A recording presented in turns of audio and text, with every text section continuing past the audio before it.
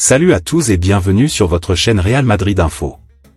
Voici une toute nouvelle vidéo dans laquelle nous allons parler de les dernières infos du Real Madrid. Voici les grands points nous allons développer.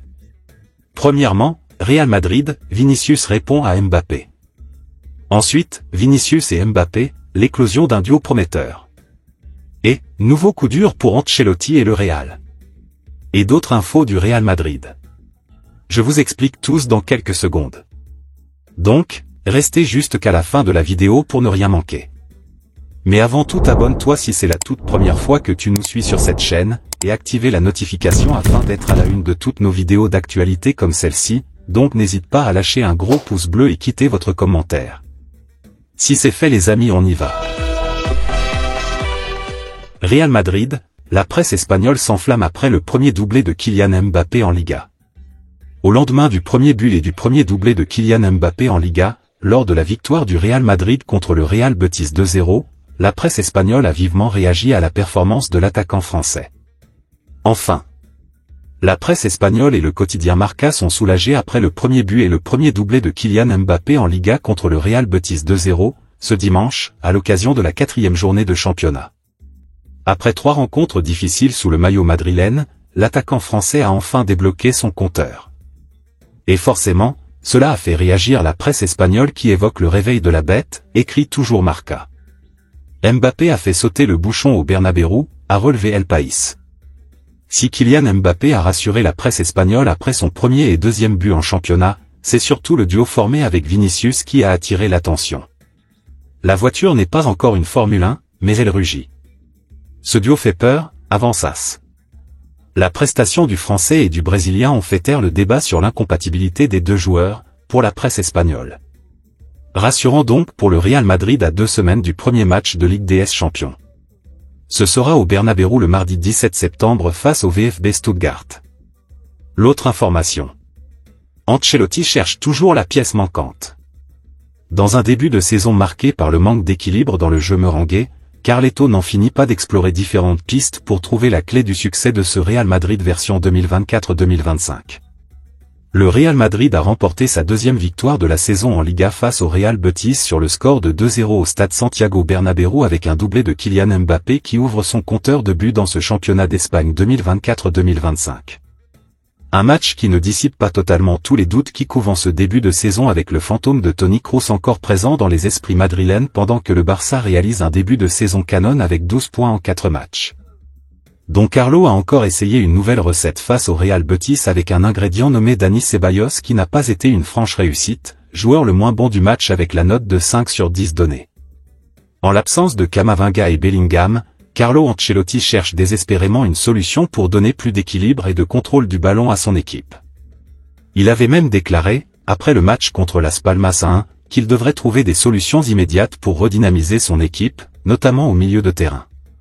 Avant Ceballos, Güler, Modric et Brahim ont été essayés avec des résultats plus ou moins bons. Le jeune Turc est celui qui s'en est le mieux tiré là où Modric et Brahim ont échoué à satisfaire l'entraîneur italien. Quand Camavinga et Bellingham seront de retour, plusieurs choix s'offriront à Ancelotti, notamment sortir Tchouaméni, qui est pointé du doigt pour son manque de vitesse à la relance, de l'équipe type et ainsi évoluer avec un milieu composé de Camavinga, Valverde et Bellingham 4-3-3 ou sortir un des 3 attaquants, Rodrigo ayant le plus de risque d'être celui qui sortirait, pour jouer en 4-4-2 avec Tchouaméni, Camavinga, Valverde et Bellingham au milieu de terrain et une attaque à 2 composée de Vinicius et Mbappé. En tout cas, s'il y en a bien un qui est en forme et intouchable au vu de son importance dans l'entrejeu madrilène, c'est Fede Valverde. L'Uruguayen a délivré une passe décisive d'une magnifique talonnade pour le premier but de Mbappé et a réalisé cette passe longue, ce qui nous rappelle un autre blond naturel qui a fait les beaux jours du Real Madrid il y a peu de temps. C'est la 3e fois qu'il est élu homme du match depuis le début de la Liga. L'autre information. Mbappé dévoile la règle des pénaltys avec Vinicius Junior. L'entente est visiblement parfaite entre les 2 stars offensives du Real Madrid cette saison. On semble bien loin de la fameuse histoire du penalty gate qui avait agité le quotidien du Paris Saint-Germain. Hier, le Real Madrid l'a emporté dans la douleur sur le score de 2-0 face au Real Betis grâce à un doublé de Kylian Mbappé. Après avoir ouvert le score sur un service génial de Federico Valverde, le capitaine des Bleus y est allé de son doublé grâce à un penalty obtenu par Vinicius Junior qu'il s'est chargé de transformer. Pourtant, c'est le Brésilien qui s'était chargé de la dernière tentative face à Las Palmas. Après la rencontre, Mbappé a forcément été interrogé sur ce choix, en dévoilant les dessous de cette décision. Avec Vinicius, c'est de la communication. Tu as eu le premier penalty, je prends le deuxième. Le coach nous laisse libres tous les deux. On doit être intelligent, regarder comment se passe le match. Je ne veux pas forcer les choses, je veux faire ça de manière naturelle, a simplement expliqué le numéro 9 de la Maison Blanche. Sur le papier, cela semble facile, il faut désormais que cela se poursuive tout au long de la saison. L'autre information. Vinicius répond à Mbappé.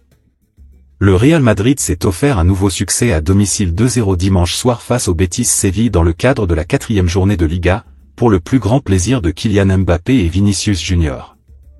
Alors que les premières critiques envers l'attaquant français commençaient à devenir insistantes dans certains médias espagnols, Mbappé a remis les pendules à l'heure dimanche en inscrivant un doublé à Santiago Bernabéu. Le joli geste de Vinicius, qui a offert un penalty à son partenaire en seconde période, n'a échappé à personne et vient faire taire certaines rumeurs selon lesquelles le Brésilien ne serait plus aussi épanoui à Madrid depuis l'arrivée de l'international français. Ce lundi, l'ancien buteur de Flamengo a d'ailleurs publié un post sur lequel on le voit célébrer l'un des buts de son coéquipier face au Betis. Football. 7-9 a même écrit Vinicius en légende de cette photo, en référence à leur numéro de maillot. Après la victoire madrilène, Kylian Mbappé avait été interrogé sur sa complicité naissance avec le Brésilien sur le terrain. Même si certaines choses sont encore perfectibles, la rencontre face au Betis a laissé entrevoir de belles promesses pour la suite. Je m'entends très bien avec lui. J'essaie de comprendre ses mouvements, son jeu. Je ne sais pas encore ce qu'il aime faire sur le terrain. Je suis sûr qu'avec Vini, comme les autres, on va s'améliorer tactiquement et techniquement. Et si on arrive à bien connecter, je suis sûr qu'on va faire une grande saison, avait lâché l'attaquant français dimanche soir en zone mixte. Pour rappel, le capitaine des Bleus a rejoint Clairefontaine ce lundi pour préparer les 2 prochains matchs de l'équipe de France contre l'Italie vendredi, puis la Belgique lundi prochain. L'autre information. Vinicius et Mbappé, l'éclosion d'un duo prometteur.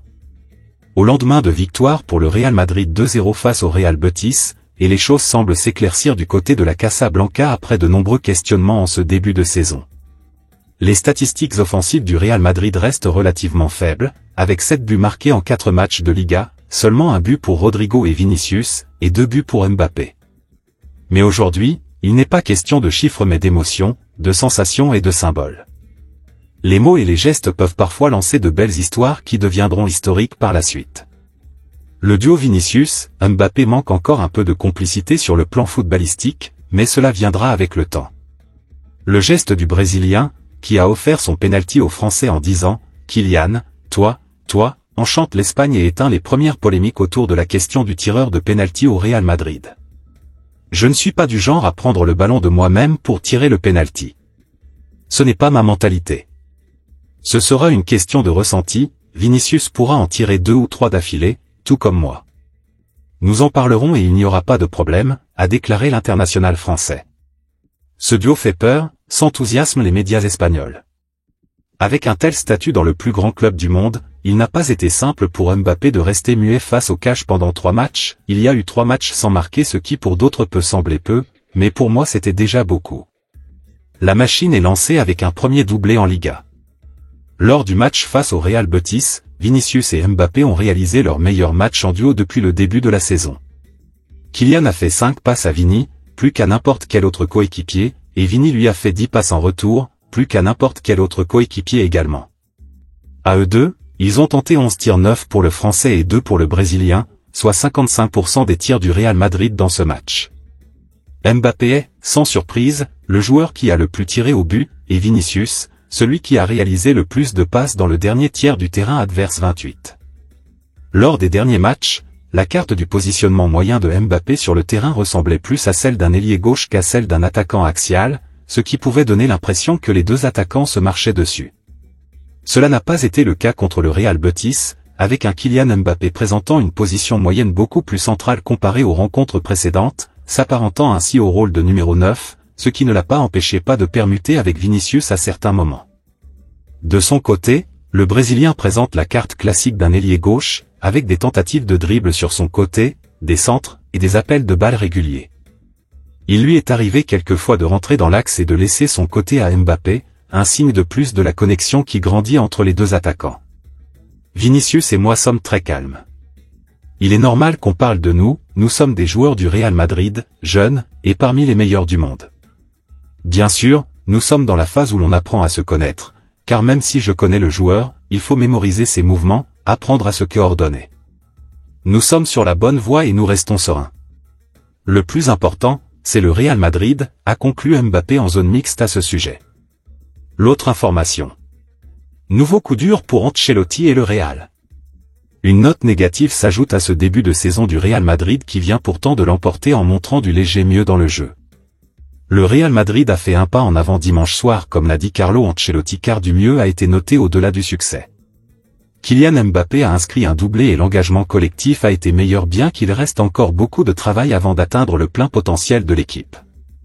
Hélas pour le coach madrilène, les blessures sont un frein en ce début de saison et un nouveau joueur va s'ajouter à la liste. Il s'agit de Dani Ceballos qui était sa surprise hier au coup d'envoi. L'Espagnol a joué 65 minutes de jeu et avait du mal en seconde période malgré une première période très correcte. Après les examens réalisés aujourd'hui sur notre joueur Dani Ceballos, il a été diagnostiqué une entorse de grade 3 avec atteinte des ligaments de la cheville droite. En attente d'évolution, a communiqué le Real Madrid sur son site internet. Selon la presse espagnole, cette blessure va écarter le milieu madrilène pendant un moment puisqu'on parle de 6 à 8 semaines d'absence pour l'Andalou.